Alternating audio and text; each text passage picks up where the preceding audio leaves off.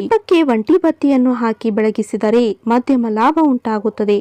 ಆದ್ದರಿಂದ ಒಂಟಿ ಬತ್ತಿಯನ್ನು ದೀಪಕ್ಕೆ ಬಳಸಬಾರದು. ದೀಪಕ್ಕೆ 2 ಬತ್ತಿ ಬಳಸಿದರೆ ಕುಟುಂಬದಲ್ಲಿ ಯಾವಾಗಲೂ ನೆಮ್ಮದಿ ಹಾಗೂ ಒಗ್ಗಟ್ಟು ವೃದ್ಧಿಯಾಗುತ್ತದೆ.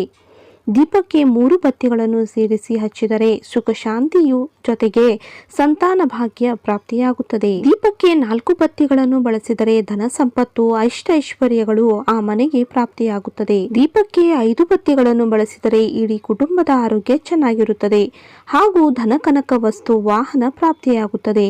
ಕೆಲವೊಮ್ಮೆ ಹಬ್ಬ ಹರಿದಿನಗಳಲ್ಲಿ ದೇವರಿಗೆ ಸಂಬಂಧಿಸಿದ ಹಾಗೆ ದೀಪದ ಬತ್ತಿಗಳನ್ನು ಅನುಗುಣಕ್ಕೆ ತಕ್ಕಂತೆ ಬಳಸಬೇಕಾಗುತ್ತದೆ. ಎಕ್ಕದ ಗಿಡದ ಬತ್ತಿಯಿಂದ ದೀಪ ಬೆಳಗಿಸಿದರೆ ಮನೆ ದೇವರ ಕೃಪೆ ಹಾಗೂ ಅಪಾರ ಸಂಪತ್ತು ನಿಮಗೆ ಸಿಗುತ್ತದೆ. ಬಾಳೆ ದಿಂಡಿನ ಬತ್ತಿಯಿಂದ ದೇವರಿಗೆ ದೀಪ ಬೆಳಗಿಸಿದರೆ ಪಿತೃಶಾಪ ದೂರವಾಗುತ್ತದೆ, ವಂಶದ ಅಭಿವೃದ್ಧಿ ಆಗುತ್ತದೆ. ತಾವರೆ ಕಾಂಡದ ದೀಪಕ್ಕೆ ಬತ್ತಿ ಬಳಸಿದರೆ ಸಾಲಬಾಧೆ